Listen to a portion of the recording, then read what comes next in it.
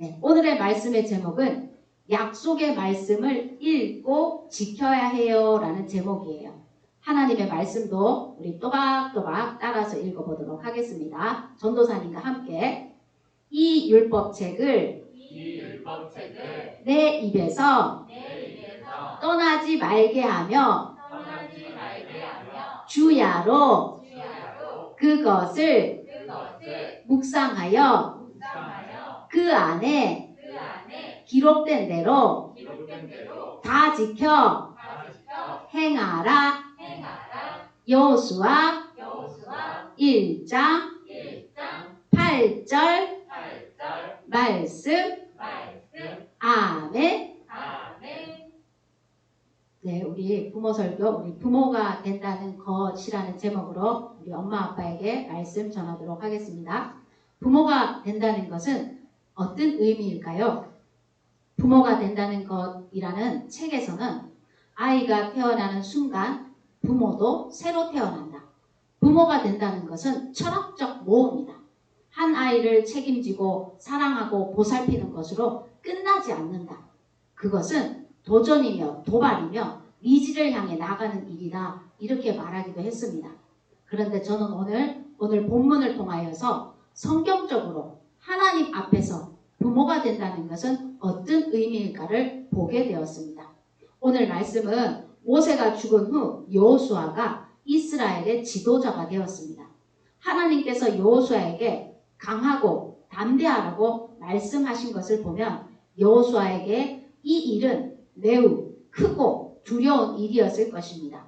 도저히 감당할 수 없는 막중한 과업이었다는 것입니다. 여호수아는 어떤 면에서 두려웠을까요? 먼저 자신이 모세의 뒤를 이어 지도자가 된 것이 두려웠을 것입니다. 그리고 앞으로 감당해야 할 영적 전쟁이 두려웠을 것입니다. 하나님이 가라고 하신 가나안 땅은 비어있는 땅이 아니었습니다.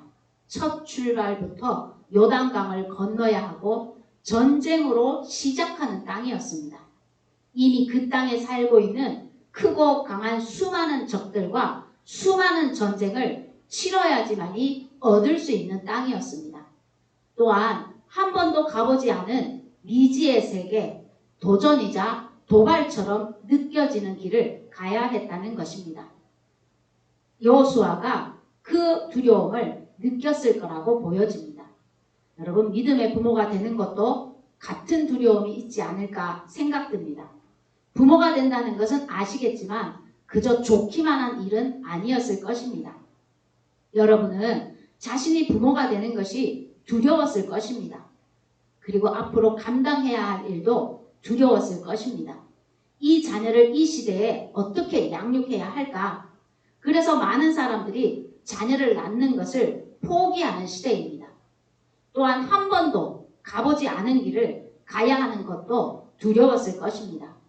여러분도 이 일이 도전과 도발처럼 느껴졌을 것입니다.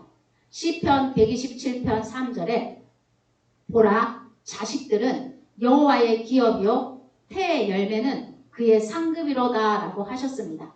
그러나 이 기업과 상급은 그냥 얻어지는 것이 아니었습니다. 가나안 땅의 입성은 전쟁의 시작이었습니다. 자녀를 양육하는 것 또한 전쟁의 시작입니다. 작은 전쟁, 큰 전쟁, 급기야는 분열까지 가져올 수도 있다는 겁니다. 그렇다면 왜 이런 전쟁을 겪어야 할까라는 겁니다. 만약에 여러분이 자녀를 잃어버렸는데 20년이 지난 뒤에 만났습니다. 그런데 아이가 훌쩍 커서 아주 훌륭하게 커서 나타났습니다. 여러분 어떠실까요? 엄마가 키운 적도 없고 보살핀 적도 없는데 그렇게 훌쩍 커서 나타났습니다. 여러분 마냥 기쁘기만 할까요? 그때 부모됨의 느낌은 어떨까요? 여러분 목숨 걸고 나와서 내 품에 안아서 젖 먹이고 작은 것 하나하나 내 손으로 보살펴주고 밤에 자지도 못하고 똥기저귀 갈아대고 모기가 엥 해도 벌떡 일어나고 아이가 기침이라도 콜록콜록하면 들쳐업고 신발도 신었는지 안 신었는지 모르고 업고 뛰어야 했고 혹 나가서 우리 아이가 놀림은 받지 않을까? 나쁜 친구와 어울리지 않을까? 늘 조바심하며 훈계하고 야단치고 눈 똑바로 뜨고 대드는 것 가슴앓이 하면서 참아내고 형제 자매 싸움은 말려도 안 되고 혼내도 안 되고 끝이 없고 이런 과정들을 겪어내면서 부모 되는 것과 어떤 차이가 있을까요? 라는 겁니다. 여러분, 하나님은 우리가 과정이라고 부르는 것을 하나님은 목적이라고 하십니다. 무슨 뜻입니까? 이스라엘이 전쟁을 겪어내게 하는 것이 하나님의 목적이었습니다. 부모가 되어 겪어야 할 그 모든 과정을 겪어내게 하는 것이 하나님의 목적이란 뜻입니다. 결과가 아무리 좋아도 그 과정이 없었다면 그것은 여러분의 몫이 아니라는 겁니다. 결과가 아무리 좋아도 여러분을 향한 하나님의 뜻은 이루어지지 않았다라는 겁니다. 하나님은 우리가 이 모든 것을 겪어내길 원하십니다. 전쟁을 겪어내길 원하신다라는 겁니다. 결국 이 모든 걸 겪어내면서 부모가 되어가면서 간절하게 진심으로 뼛속까지 깨닫게 되는 것이 세 가지가 있습니다. 이것이 바로 하나님의 부모됨의 목적입니다. 첫 번째는 수많은 좌절과 낙심을 통해 내가 의지할 것은 하나님의 약속의 말씀밖에 없음을 깨닫게 됩니다. 부모가 되어서 울어도 보고 힘써도 보고 포기도 해보지만 결국은 하나님의 약속만이 이루어지는 것이다.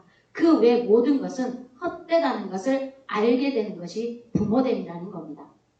두 번째는 또한 이런 과정을 겪으면서 여러분은 여러분 자신도 모르게 강하고 담대하게 변하였을 것입니다. 여러분은 매우 나약하고 두려워하는 존재였습니다. 젊을 때 용기라고 생각했던 것은 무모함이었습니다. 이런 말이 있습니다. 처녀 때 신앙은 시집을 가보아야 안다는 말이 있습니다. 그렇습니다. 그 과정들을 겪어내면서 여러분은 여러분도 모르게 그리스도인의 강한 용사가 되어 있을 것이라는 겁니다.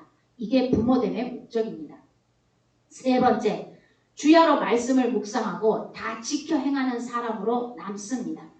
얼마나 간절하면 안 가던 새벽 기도를 가게 되고 얼마나 간절해지면 하나님의 말씀을 찾고 아침과 저녁으로 그 말씀을 붙들고 묵상하게 됩니다.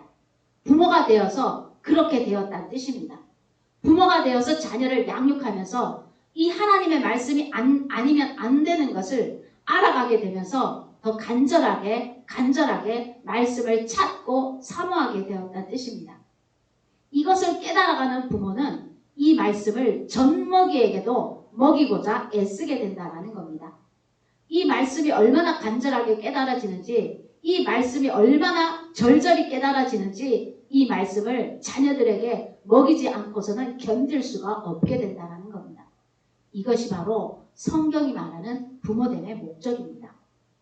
오늘도 수많은 크고 작은 일들을 겪어내실 겁니다. 우리는 코로나19도 겪고 있습니다. 무더위도 겪어내고 있습니다. 결코 그런 일들이 줄어들거나 호락호락하지 않을 것입니다. 앞으로도 이런 일이 없다고 말씀드릴 수 없습니다. 앞으로도 이런 일은 계속될 것입니다. 그러나 이 세 가지가 깨달아지는 진정한 부모 되시기를 주의 이름으로 축복합니다. 이것이 성경이 말하는 부모됨의 목적이라는 겁니다. 여러분, 그런 부모 되시기를 주의 이름으로 축복합니다. 아멘.